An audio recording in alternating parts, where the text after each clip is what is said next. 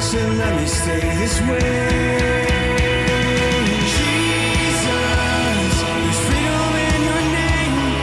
You break it. All right, welcome to UCAN Studios. I am your host, Isaac Walsh, and I'm here with Mona. Say good morning. Good morning, everybody. Good morning. Before we get to her, if this is your first time and you know someone who's struggling with drug issues or alcohol issues, please have them go to UCANMichigan.com, click on struggling, and put in their information. You can have somebody call them back in 24 hours to help them out with rehabilitation, housing, mental health, all kinds of things. If you know someone who's just struggling in general, because life is tough right now, you can have them go to spiritualwarfareunit.com, click on struggling, and we have our ministry mafia on there. We have over 20 different nonprofits help people out with food and clothes and baby formula and schools and mental health and all kinds of stuff. Go on there to help someone out. Help us, help others, and that helps you. All right, Mona, how are we doing this morning? Wonderful. Now, we met because you just walked into church because Bob said, our buddy Bob, if you haven't seen them, you have to check out the other videos, decided that he was just going to come. Yeah, he wanted to check out the church. He hadn't been there in a while, so I said, I'll take you. You guys walked in, and believe me, you don't not miss Bob. He that man is unique in how he looks and how he thinks. Well, everybody thinks he's Einstein with his hair. Right, dude, just missed him. I must have said that 50 times. They're like, what's he look like? I was like, Einstein, just shaven. Saying round glasses, hair's all wiry, right? Mm-hmm. And just witty. Now, how old is he? 89. 89. And just all there. It's all there. It's unbelievable. Now, how did you guys meet? Because you were helping him. Were you just neighbors or what happened? Nope. I actually was working with my historical society, and I had gone and met Bob Wilson, which Lorraine Wilson works over at the Grand Blanc Historical Society. Okay. And so the guy that invented the Jaws that gets people out of the Jaws car. of Life? Yes. Okay. So Bob said, you need to come to this. I was on Parks and Rec for Burton. Okay. And he said, you need to come to this funeral. You know, so there's people you need to meet. He was trying to get people at a funeral? Yeah. I didn't know that was networking. To these people it is. But anyway. Well, he's 89, so. Yeah, and the other guy was about the same age. That all actually makes sense when you say that out loud. And it was so funny because I had seen him, but I'd never met him in person, but I met all the other people. All right. And so anyway, Bob was there, and next thing I know, we meet Bob and Bob meet at the restaurant. Bob and Bob. The National Bob Association, the NBA. Is. And that was my husband's name too, was Bob. So it's nice. Everybody I know is a Bob. I know one of those too. It's just weird when you spell their name backwards. Anyways, so did you grow up in this area? Yes, I was born and raised in Burton, Michigan. Burton, Michigan. Okay, and you went to school here. Mm-hmm. You hung out here. Was your family always religious, or you do nonprofit work, or what? My family came to Genesee County in 1840. The Burlesons in Swartz Creek. They had a settlement out there and did a maple farm and everything, and then the women stayed. All right. Well, hold on, because the reason why you're here, and we're going to get to this, is your book that you've written, Our Hidden Settlement. Mm-hmm. And there's a little mystery there behind that. Mm-hmm. And we're going to get to that. But you're a historian, obviously. And but we're going to get to that in a little bit. I just want to know, like, where you grew up and what was that like? How many siblings did you have? So just a quick thing with the Swartz Creek family. They all lived there, and I met my great-grandfather. He was the oldest man in Swartz Creek in 1963. How old?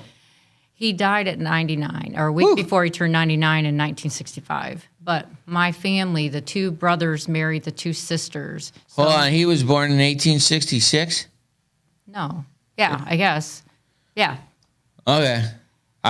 That math was trying to get, that's like Abe Lincoln, like, time there. Wow.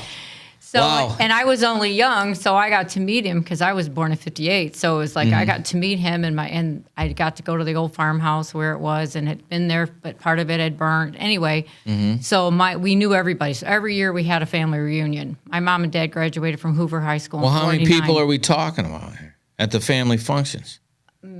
40, 50. And this is here in Burton? Actually, we go between Burton and Swartz Creek area. We just go back and forth to different parks and stuff. Wow. And the whole family's still in this area? Well, most of them have passed away right now. I have 3 sisters. They're still 2 of them are still in the area. One lives out of state, and they were all school teachers. So there's 4 of you, Yes, and that's what you grew up with. Where did you fall amongst the 4? I was the second. Second. Oh, so you're like one of the having to solve the peace between all the other ones.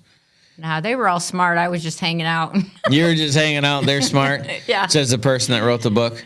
Very good. I don't believe that, but it's So it fine. was really funny. So my mom and dad moved after the Korean War. My dad bought a house in Burton Township, and so my family's been in the military ever since the Revolutionary War when they came from England. No kidding. And you document that in the book? Not in this book. It'll be in the next one. In the next book. Oh, yeah. Because this one was more about, I went to my school reunion in 2011 and found out that our school was started in 1836, so we were 175 years old. And I go, Wait a minute. The Burton School District is 175 years old. The Atherton School District. There's 3 schools in Burton. Okay. You got Bentley, Bendel, and Atherton. But the All right. Atherton's family came and settled here from England. So how did they get their names? Like you must know. Of course. Atherton, Bendel, or what was it again? Bendel. And Bentley. They were all Bentley, names that's of right. people. Okay. So The Bentley man was Arnold Bentley. His school started, it's in the book. It was on the corner of Lapeer and Belsey. And then the Bendel farm was on the corner of Saginaw and Bristol Road. okay. And those are where the school's names got from. And then the Atherton family, they actually settled here in 1835. There was 4 family members, 3 brothers and a nephew that came from England to New York to Burton. And they settled, and that was the Atherton Road that we have now is called the Atherton Trail. Back then, it went all the way from Davison to Gaines. No kidding. And there's also trading post that I know where the trading post is. There's over, and I went to the city or the Genesee County and got our plot map for 1907 because that was the one I could read the most names on. So I went door to door with a map. It looks like this. All right. And knocked and said, "Your house is on this map. Do you know anything about the history?" So there's at least 3 families living in the same original family house from 1907. And some of them, like the Atherton family, one of the 4 siblings still have a house on Atherton Road between Term and Center. So from the original settlement families? Yes, the settlement family, and they live in the same house. That feels so far away, I know. but it's not. Yeah, it's over 185 years ago. Yeah, but that feels like it's like ancient times, but it And it's so funny because, like, I think the ones, because the Atherton family that settled that's still there is the Skinner family. So 'cause the mom was the Atherton, and he was the Skinner. The dad was Plenty Skinner. And I have the Genesee County historical book that was written in 1879, and it's all documented, all of in Genesee County. So what happened is I was able to start writing in the journal, or in not the Flint journal, but the Burton View. And then during COVID, I was able to write about my whole family because they were all over Genesee County, and it all combined. So yeah, but why did you start doing it? Like, what was the reason? because I went to my school reunion and I said, "Oh my God, we're that old. I don't know it. So let's just invite everybody that's ever gone to school in Atherton and see who comes." So in Memorial Day 2011, I had 1,000 people come. So I made a Facebook page. Hold on, you had a school event and you just invited everyone that's ever been in the school's history?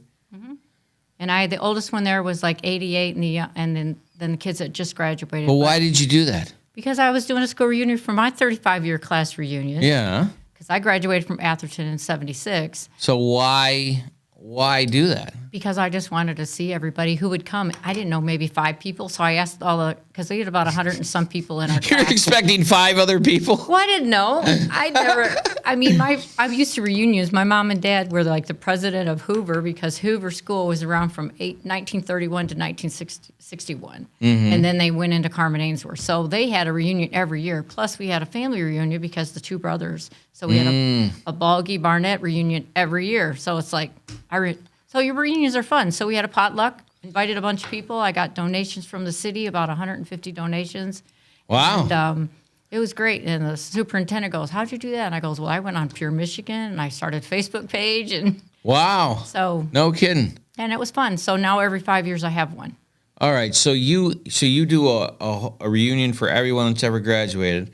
And the point is what?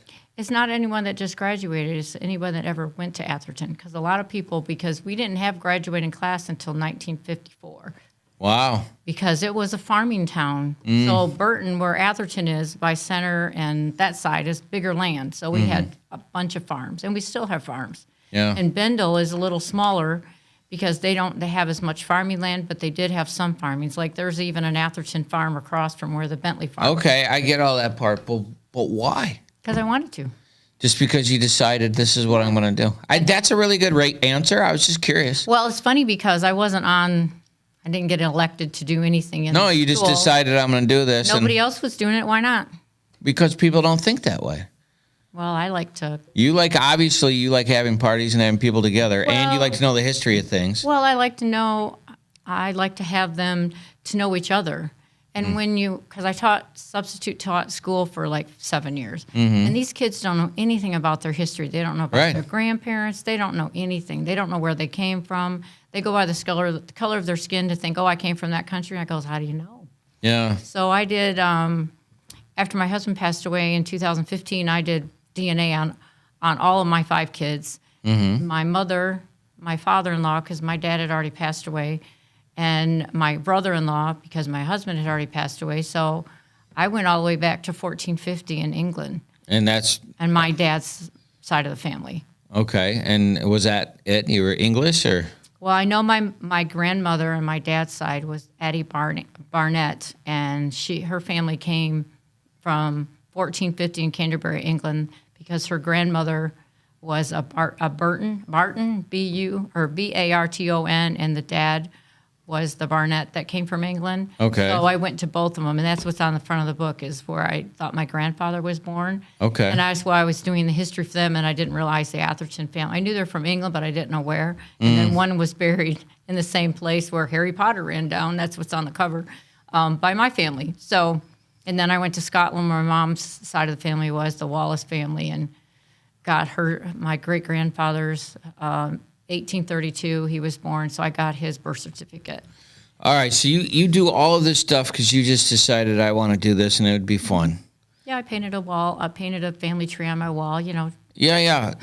Why See, not? this all matters is why. It Because does. you graduated in 1976, and then you did what? I had 5 kids. Well, So I went to college. I went to college, got pregnant, got married.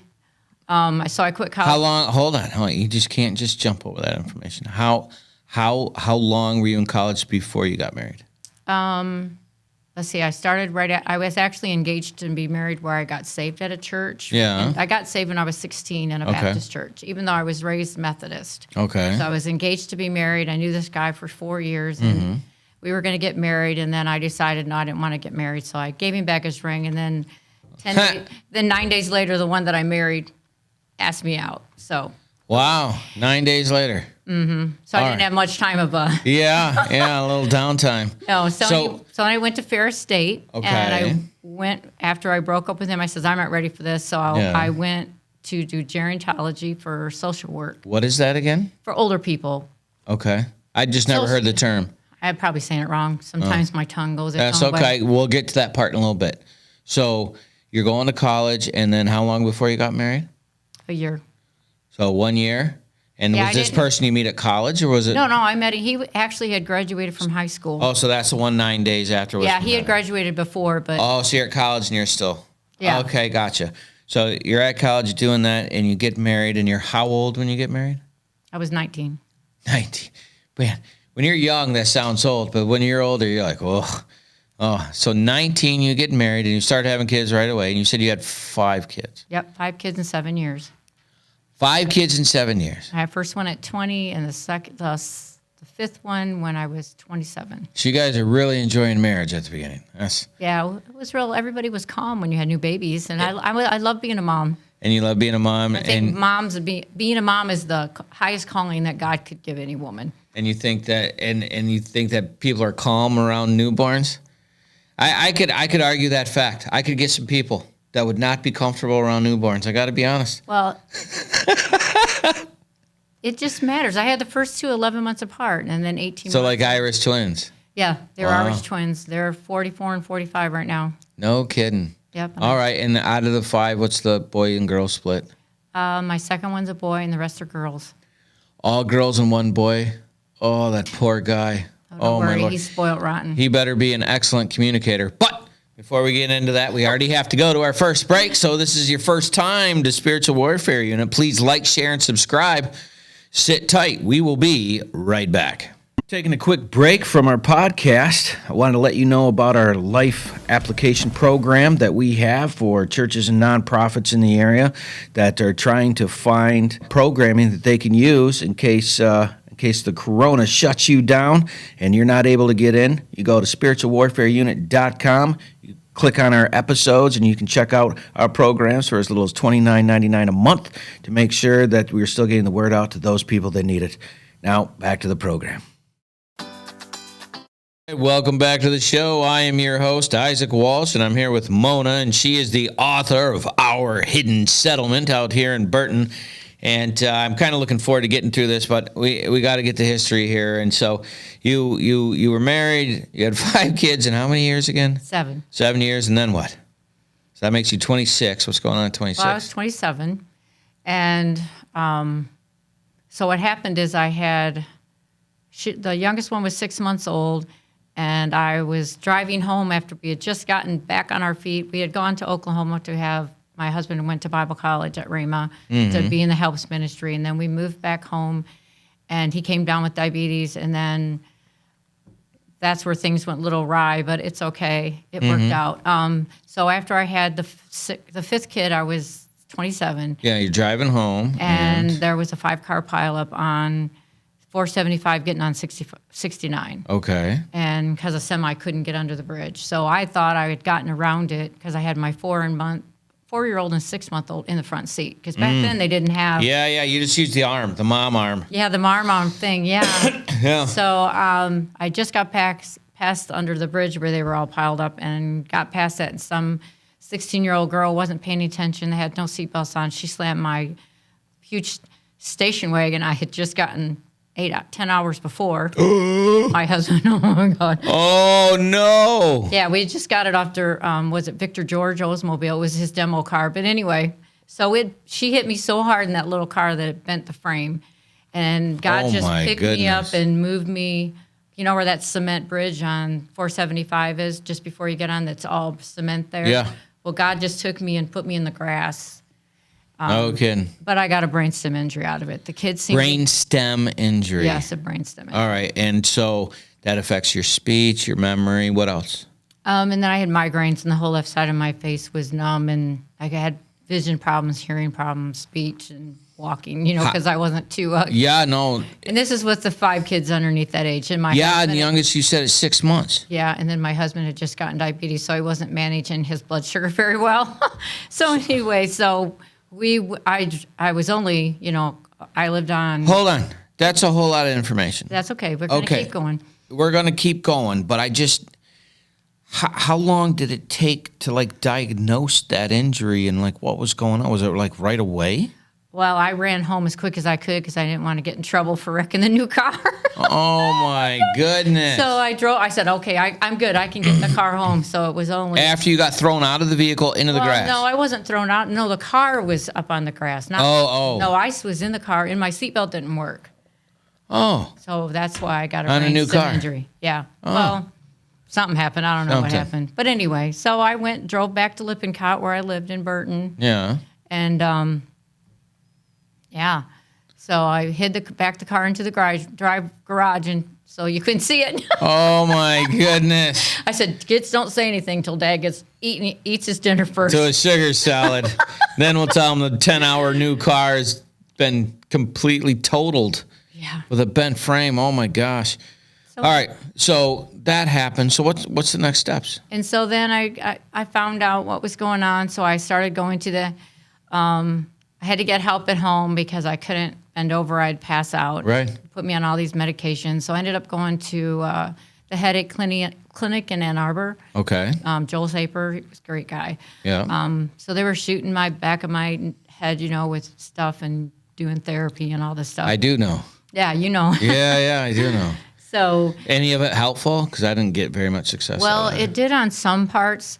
I still was having vision problems in my left side in the TMJ, or I don't know what exactly. I didn't have any teeth replaced or anything that time, but My goodness. so then I just kept day by day and tried to function. Just trying to survive, right? Yeah, and then after about 6 months, or I don't know, maybe 8 months, I was having headaches every day, and I couldn't, Right. unless I was passed out, and then, you're like really not very kind when It's very, what's funny? you're hurting. No, when you have migraines, like, and you try to go out because you need to be functional, right? You need to try to do Right, something. and you can't see because the lights hurt, the Right, and the ears movement and the sound, and then people are like, "Man, you're kind of a jerk." It's like, "Are you sure?"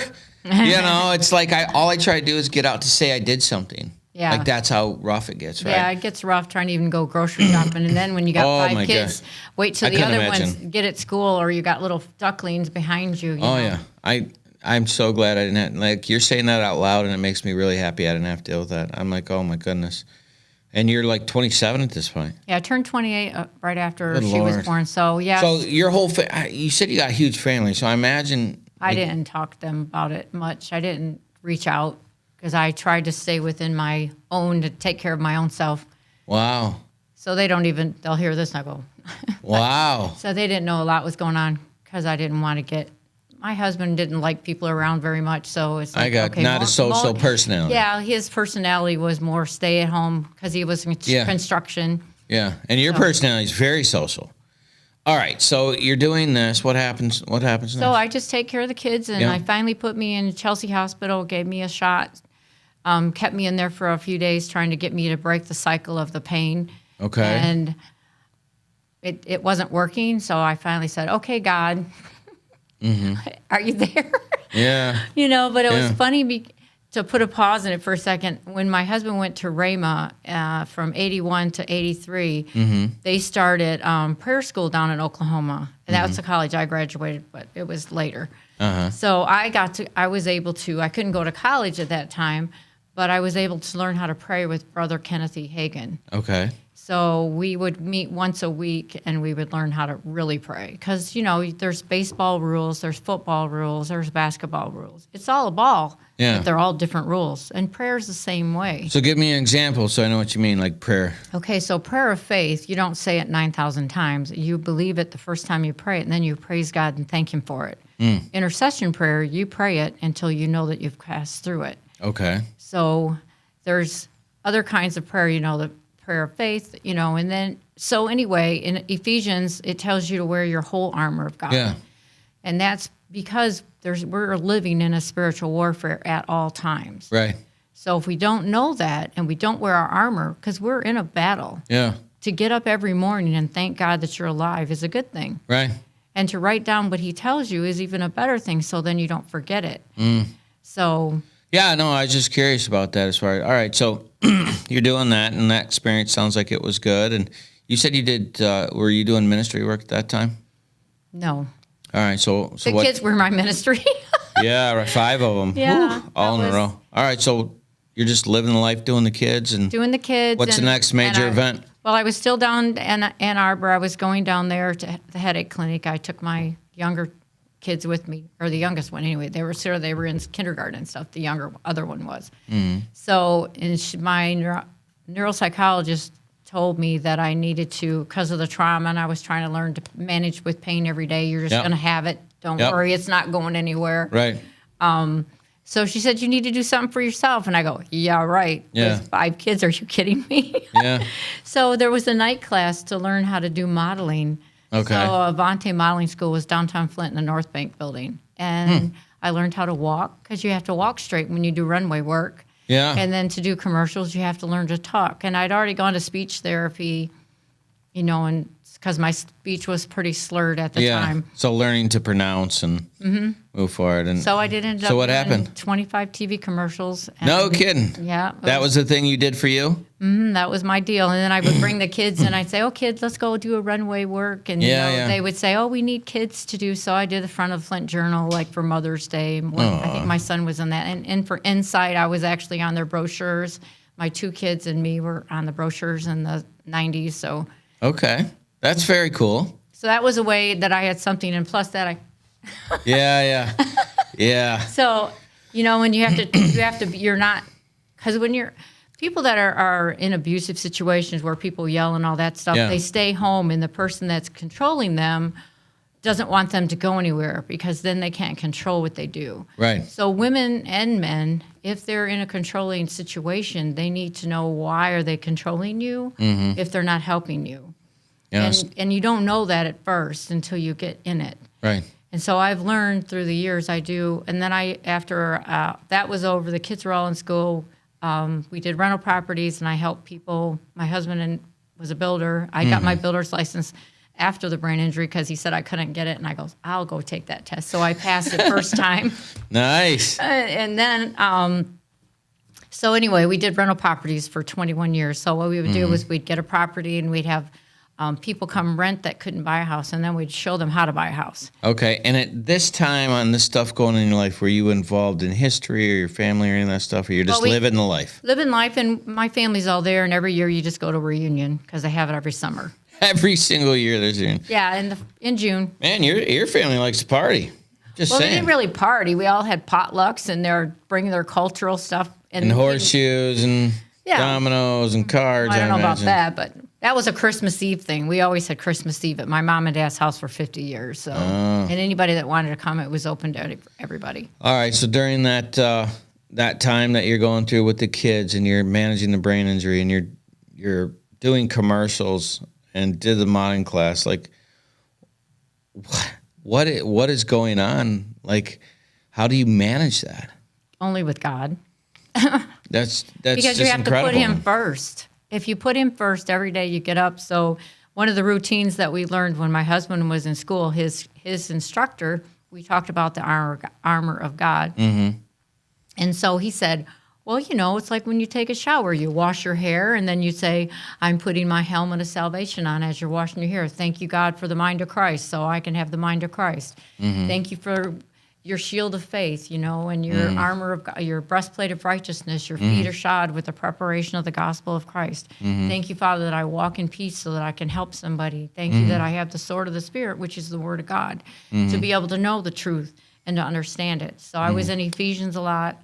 I was in Ephesians 1 tells you to open your eyes to the understanding of God's word. So Ephesians 1, 17 through 23. And then I would also stay in, as I was a kid, my mom and dad had gotten a plaque that said Philippians 4 on it. Yeah. Think on these things. All right. Hang on my wall my whole life. Didn't even know that I was going to be dependent on that scripture the rest of my life. So between Matthew 6:33 that tells you to seek ye first the kingdom of God and his righteousness, all these things shall be added unto you. That means no worry, even the field, the birds, the trees, the flowers, they don't worry. And plus, if we worry, what is it going to change? Nothing.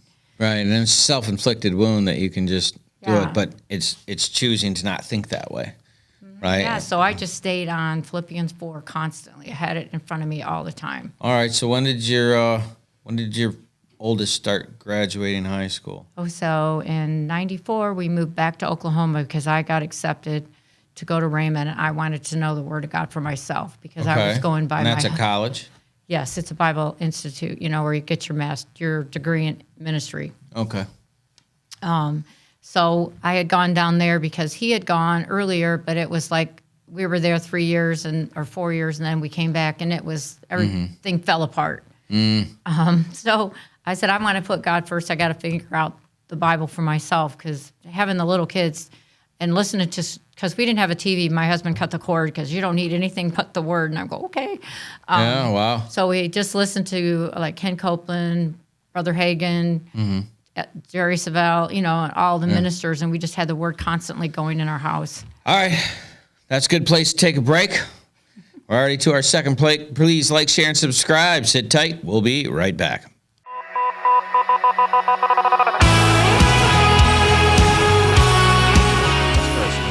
I was like, no way. So people that are talking about breaking the rules use their fingers to speak to each other. And that's what gangs do to communicate from point A to point B. It's almost like this has been in the Bible for 2,000 years. And people feel like it's a new thing. That is unbelievable, isn't it? That things that are happening in your life today are in here from 2,000 years ago. That's very weird. You love me too much to let me stay this way. Jesus, there's freedom in your name. All right, welcome back to UCAN Studios. I am your host, Isaac Walsh, and I'm here with Mona, and she is the author of Our Hidden Settlement here in Burton, and we're getting to that. And you had just said that you had gone through this car accident, extraordinary injury, and doing the families, and, going into college, and you decided you want to go back. So make this make sense to me so I understand. So you're talking with your husband, and you said, I need to go back to college too, and he said, okay? More or less? More or less. Because your whole family had to then move to Oklahoma. Yes, we lived in Mount Morris at that time, and we had, because I had my builder's license, we were doing remodeling and stuff like that in houses, and we were both working in the business, and the kids were all in school with sports in Mount Morris. Right. So And this then- is like a major thing. But it was time. It was time for me to go and learn. Okay. And what did you go to school for? I went in to do ministry so I could help, and I was going to do ministry. My husband, when he went, he just learned because he was like behind the scenes kind of guy. He was sort of shy. I didn't like that. And I wasn't really that outspoken, but I wanted to know, not like I am now. I can tell you. Yeah. You haven't heard that story yet, but it's okay. That's Jesse Duplantis. Anyway, we'll go with there. Yeah. So we packed up everything and we moved back to Oklahoma. Okay. And we bought, and the funny thing is, the way we bought the house is because we had 7 properties at that time. Wow. In Michigan, because we were doing rental properties and helping people and stuff like that. And we went to Trinity Assembly of God in Mount Morris. So we, okay, where am I?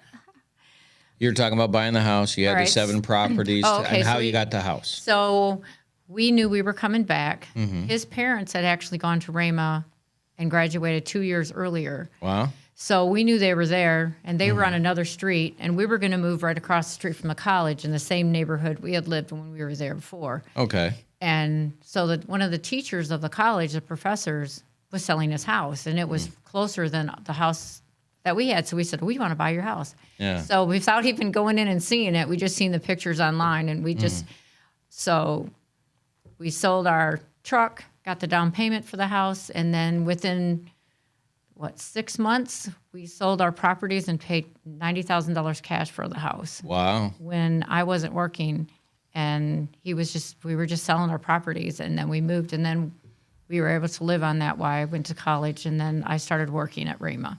All right. And what did you start doing for them? Well, I worked in the cafeteria. Well, it's like a gym, but they serve breakfast and lunch for the students. And you're how old at this time? So I would have been 1994. So you'd have been 34, 35? Yeah, something like that. All right. So you're 34, 35. You're working in the cafeteria. You finish. And what kind of ministries you get into then? So I did that for 2 years, and while I was there, they had prayer school that they hadn't started it yet, but I went to it in the 80s. And Okay. so now I was able to go. They had it once a day for an hour to learn how to pray and to pray for the nations and pray for stuff. So I like to pray. So I went there, and I was able to go on a mission trip with a Navajo Indian reservation where my friends were pastors. We went there with 30 people and helped. Because I always teased my mom. I said, I'm Native American, Mom. And she goes, no, you're not. I go, show me my birth certificate. I don't believe you because I look different than my other sisters. Nice. Anyway, it was funny. But so I got to go over there for 10 days, and then I've been back there probably 5 times since then. What was that like? It was awesome. I just love to be able to go out there and minister. And, you know, of course, you can get the Indian fry bread. That's the best. I mean, have an Indian taco. Come on now. An Indian taco. Yeah, they're like a real thick. I've never even heard of such a thing. Well, we'll have to get some. We'll definitely I'm going to have have to to do make that. you one. Those are good. I got my daughter is married to a Native American. Yeah, I definitely want to try that now. So we're gonna have that. I have to bring it up here. All Anyway, right. Yeah. So you're doing you're doing this ministry. You come back, and then what was the next step? so I went from there. I got my license, my minister's license. I worked with the prisons. I didn't go do a lot with the prisons because I was trying to do a lot of things women's ministry because I had a nonprofit, a 501c3 that I got through a lawyer there. So it's called M&M Ministries International. So I planned on traveling all over and ministering to women to help, you know, with domestic violence and give them encouragement to help families join together, not separate, you know. And how did you do that? You just told them, I'm going to go do this, and then you just start calling people and doing it? Oh, well, there's always somebody that needs help. Yeah, sure. And so you can hook up with, like, there was a ministry of friends of mine that had already graduated that worked in the prison ministry. I got to go sing in the prison ministry. And there's a gotcha. lot of them in Oklahoma that had started a ministry. I got what you're saying. So, like, there was already preset stuff, and you're like, I can help you with what you're doing. And and I I can learned, and then I started doing my own. I went with Yeah. a group of women. And I sang in the church, and they preached, or I'd I got preach and tell about the stories about, you know, how you can help your kids, train your kids up. And All right. So, how long did you do that? I did that for probably about 5 years, I think, and then I went into a broadcasting school. Broadcasting school. So I wanted to have more of a relationship with the Lord, and the Holy Spirit is in the air, you know, because just like the atoms are in the air, you know, you learn about how things move really fast and it's really an atom that's solid, and you're going, how could that be? Yeah. And then the Bible tells you everything that we speak out of our mouth, we're going to be accountable for. So all the words that's ever been spoken in time is in the air. Wow. So then you have television and you have radio, and all that is in the air. So how do you connect? Yeah. How do you connect to God? So I had a vision that I seen Jesus sitting at the right hand of the Father, and I have the Holy Spirit in me, and you can reach and hold the hand of the Lord because you're connected to the Holy Spirit. So you're like the plug. You got to plug in like electrical plug to be able to stay hooked up. Okay. So that's the thing. If you get out there and your cord's cut and you're out there floating around in space like if it was an astronaut that had no way to get a hold of anybody. Yeah. So a visual of that. That put you into broadcasting school. I was in broadcasting. I worked for Lester Summerall's ministry, a TV station in Tulsa. Okay. So I did sales, and I learned how to do marketing, and I also sold copiers, and I sold radio time and broadcasting.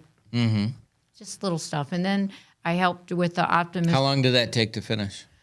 It was pretty intense. It was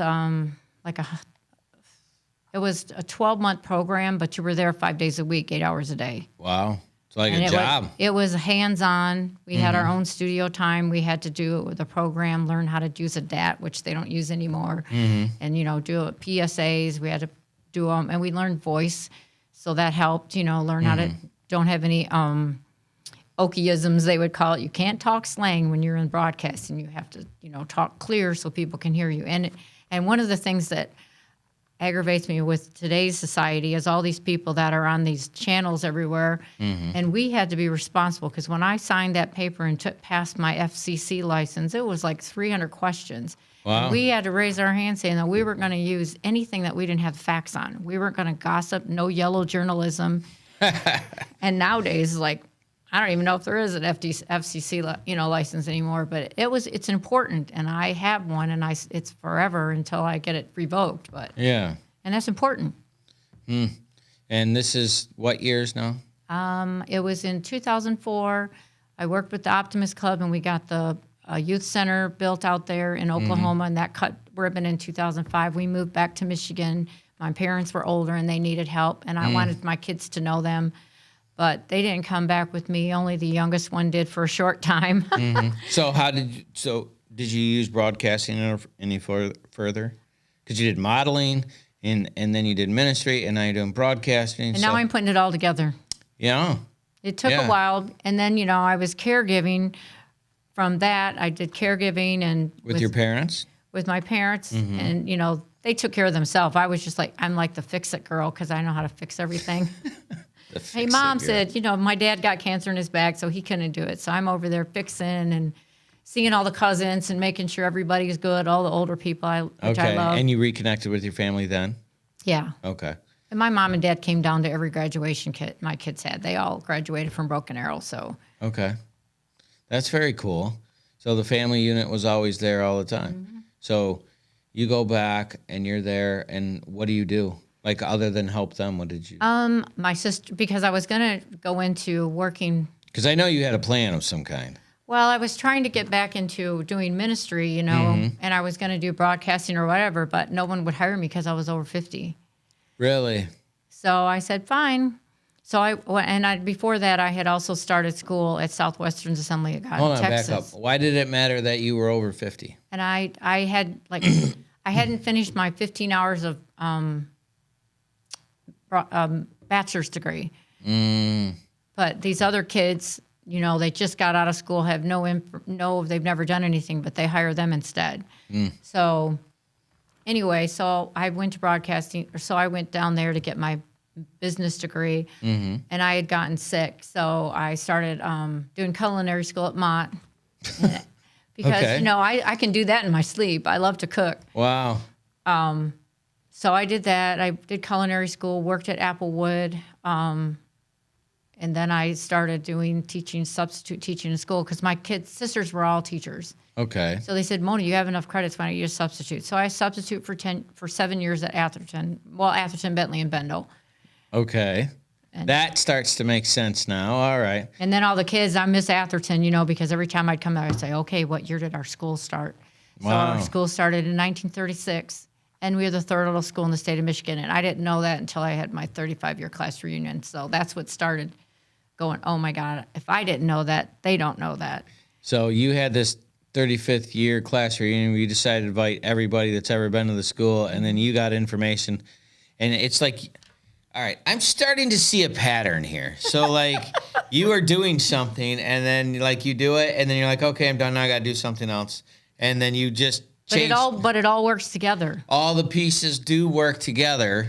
And, we're going to get to that in the next section. But it's kind of crazy because you're like, well, I'm on this side of the country, and now I'm on this side of the country, and I'm doing this, now I'm doing that, now I'm doing this. But it all kind of blends. And then when my kids, between this time the kids were in school in 94, my kids started doing missions with Teen Mania Ministries. It was 30 kids. They go out for a month at a time. Mm-hmm. Danielle was my oldest, and she says, Mom, I want to go. And I says, well, if God will pay for you to go, right, you can go. And, just like in the Army, it used to be, they pay for everything, even your underwear. I said, then God provides, you can go. Yeah. So she started, we moved to Oklahoma, and then the kids have been in over 50 countries on the mission field with Teen Mania, my 5 kids. Teen Mania. All right, what a great place to stop. Please like, share, and subscribe. Sit tight. We'll be right back. Welcome back to UCAN Studios. This is Spiritual Warfare Unit.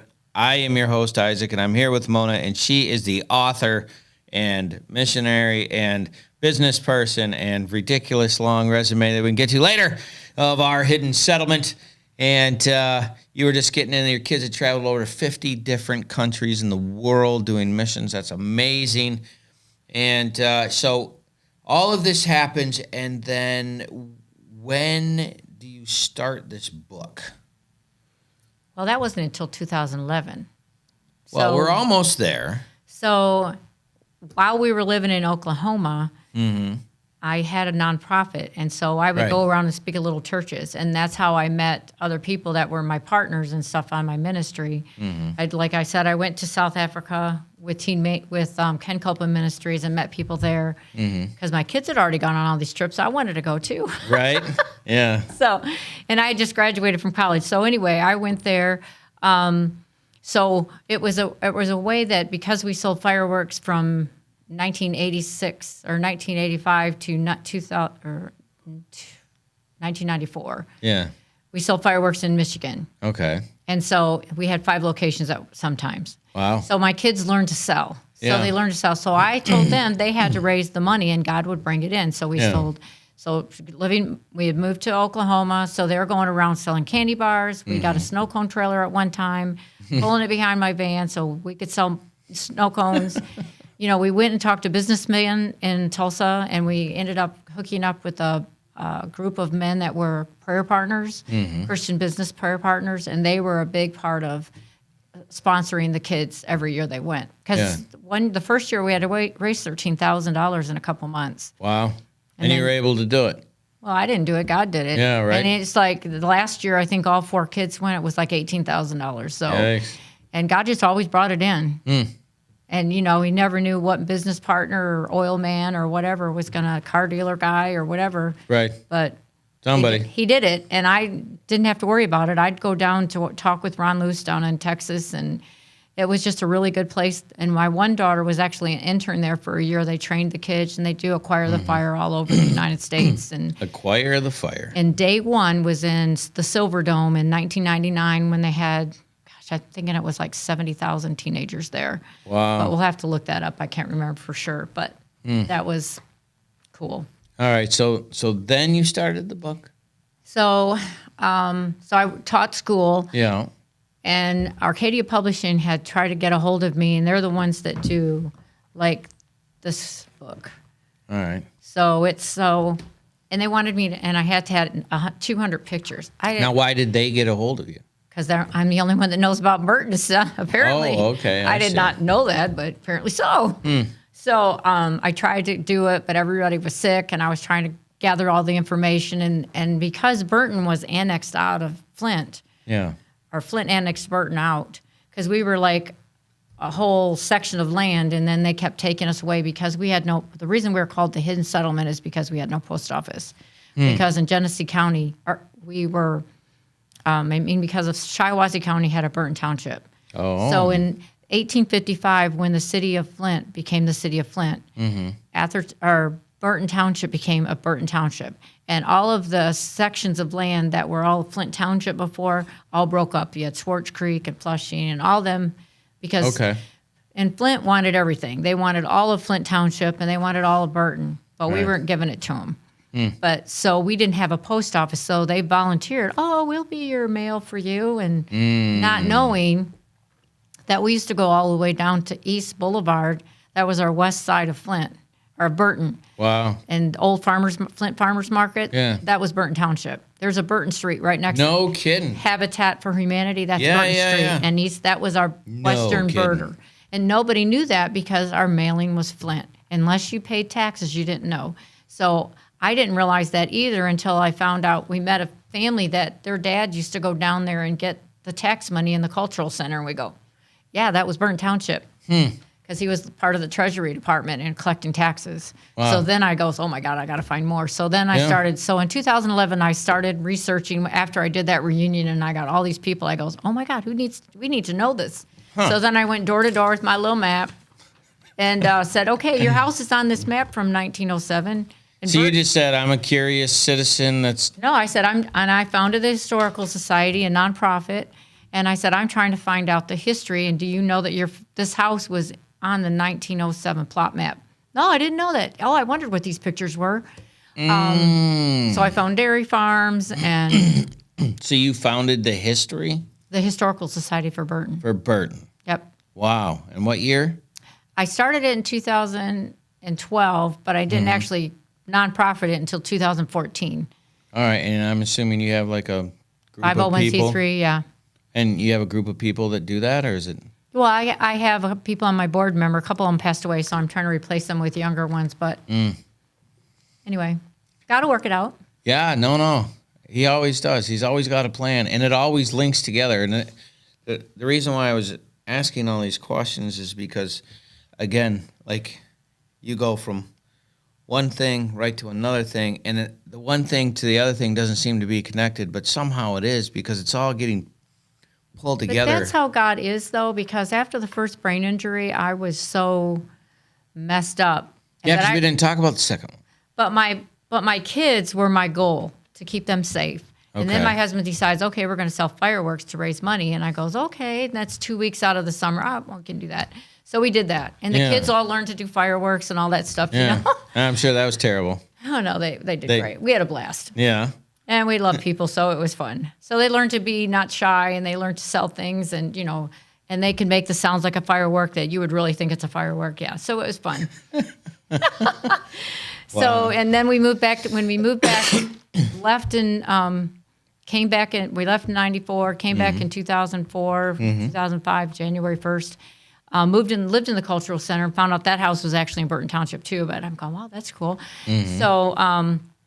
And I was in college, and I'd gotten sick, and I had I had vocal surgery, and I had a hysterectomy, and I was just like, this is crazy stuff. Yeah. We just got back from school, again, Right. and it's like, okay, really. And I love how you just brush it off like, yeah, whatever. I understand what you're saying. You're like, so anyways, I was doing this, but then I did. Well, and then, when I got, when I had the second car accident, it was like Which was when? Okay, so my husband died in 2015, and 11 months later, I said, okay, I'll mourn for a year. We'd been married 37 years. I says, I can do this. God's got this, because I know I have so much I want to share with people and help people that are hurting and that have traumatic injuries, because I've had traumatic brain injuries, and I know Right. people that had, like, from the military, because I'm a military family. My daughter had. And then I got hit on the corner of Court and Center, and my car was thrown 5 lanes. The front end of my car was gone, and I broke 12 teeth replaced, and Oh, my brain God. injury again. And I broke my chest. I couldn't breathe, and my right arm, I couldn't write. And then, the back and all that stuff. And so couldn't walk straight. I was falling down. But anyway, so How long did that take to recover from? I I love how you're like, so anyways, like it was a baseball game. It was like, okay, God, now what? Let's do this thing. We ain't got time for that. So you broke your chest, your arm, your back? I didn't break my back. I just hurt it. And a lot of it was because the vertigo was so bad from the brain injury. Yeah. I would fall. But the 12 chest, teeth. yeah, 12 teeth. So they're nice now. I got capped teeth. Yeah, Anyway, no, so they're a lot beautiful. of oral surgery. The tinnitus is still going. I'm working on praying for that to go away. So hold on. So how did that accident happen? They ran a light or? Yeah, I was turning on a green arrow. So my story is I was trying to go to Starbucks on Court and Center Yep. and ended up at Subway. Wow. That's how hard he hit me. He had a big truck and I had a little Saturn. But anyway, so How long did it take you to recover from that? well, I was in the hospital for 4 days because I couldn't do anything and I couldn't talk or write. I couldn't do the cognitive things. And Yeah. I've taken many brain cognitive tests, and they said, well, you're like 8th grade now, and you're 6th grade reading level and 8th grade math. And I'm going, I don't have time for that. I don't have time for that. That's so perfect. That's how you got to think about it, because I know that God's with me wherever I go, no matter what I go through. Yeah. And so I had sung in the choir at Faith Tabernacle, and now Cedar Point is what they call it. Yep. And I couldn't sing because I could hardly breathe. So I came into church because both sides of my sternum was broke. So I said I wanted to sing, and the song Michael W. Smith sings, Breathe. Yeah. So I was able to sing it, and I just realized, picture in my head that from the day you're born until the day you die, every breath that you take is of God's. He gave it to you. Right. If you don't have his breath, then what breath do you have? Nothing. Right. So, and I was healed, and I told the pastor. So he said, No kidding. so yeah, he told me about 3 to 4 months before I would be able to have my chest healed so I could breathe. Yeah. And I do not have time for that. I said, so anyway, it was about maybe a week, 2 weeks at the most. So like 2 weeks. week and a half, 10 days. Yeah, something like that. So I'm trying to remember what day of the week it was, the accident. But I missed the first Sunday, but it was the next. So what happened when you went to the doctor? I mean, they had to have been dumbfounded. They go, I was the chiropractor, the teeth doctor, the head doctor, Yeah. I got a doctor for everything. Right. They want you to take they had me on 14 different medications. Yeah, So yeah. I finally got to where I don't have to take that. Learn to eat right. Your Yeah. body will heal itself. Right. Because God made our body to heal itself. Right. And you just, Galatians 13 and 14 says, by the Lord's stripes you're healed, because if it's a curse, like arthritis or anything that the devil tries, a brain injury, any of that, God said His word that He will heal you, or He has healed you. By His stripes you were healed. A second, what is it? 1 Peter 2:24. That's extraordinary. Like So- you say it like you're buying some Skittles, but that's extraordinary. That's God. He's extraordinary. He is Every extraordinary. moment of our life. And I would have never been able to do this book. I took off and went to England because I wanted to. My kids moved in with me because, oh, Mom, you need me. And I go, Yeah. This was after the car accident. I said, oh, no. I'm going. I said, I got 6 weeks left on this passport. I took a backpack and I went to England, took the Amtrak down to Chicago, from Flint to Chicago, and then I took the L line or my blue line because one of my kids had lived in Chicago for a while, so I knew a little bit about it. Yeah. Then I went to the airport and went to England by myself. And I love everything about your personality type and how you're doing things. And that's how you do it, though. You got to keep knowing that. That's why it's all hidden. Nobody knew about all the hidden things that are. People are like that. Farmers. You think the things that farmers did was easy? No. And you think that they lived in England all that time? If they came over here, they had to grow their own food. Right. They didn't have somebody helping them cook. Those women Right. had to learn to cook food, man, or they'd starve to death. Right? Or it would be really horrible and everybody be in a really bad mood. Right? Yeah. So out of all the information that you found out about Burton, give me a couple of nuggets that you just thought were really interesting. The funnest thing is all the farms that were here and how we were a Christian. We started Atherton family. One of the brothers was a pastor and one of the brothers was a deacon. So Atherton settlement was here for 20 years on the Atherton Trail. And then we became a township in 1855, Burton Township, which the funny thing is there's no Burton. That's what took me so long to write the book at first, is because I wanted to know who the Burton person was. Nobody can find it.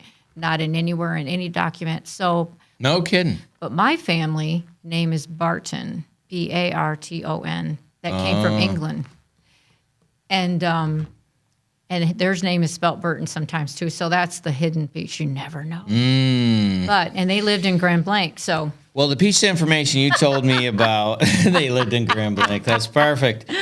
The piece of information you told me about that I thought was funny is how they decided to name the names in the streets. Can you tell that story real quick, the card game? Oh, so in Fenton, that was Dibbleville.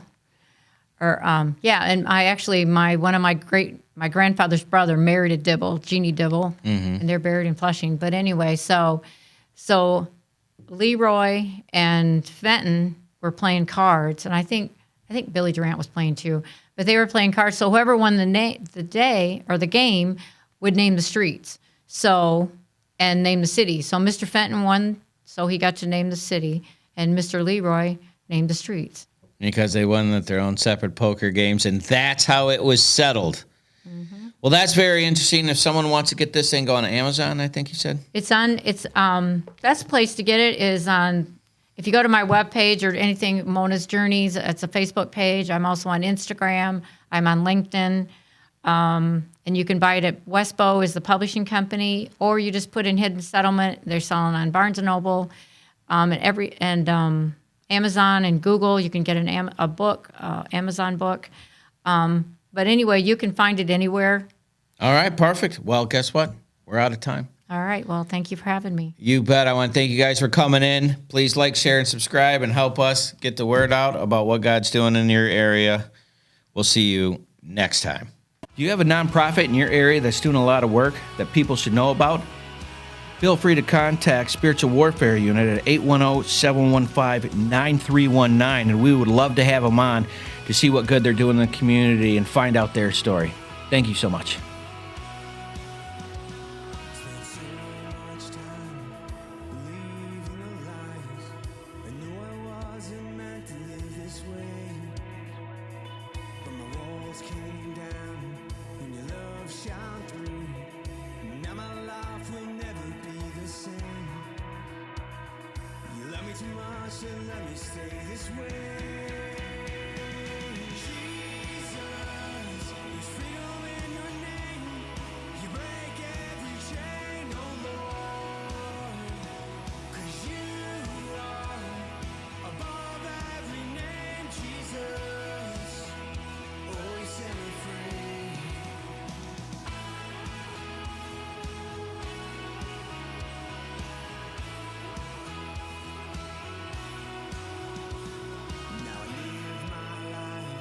See, it's torn to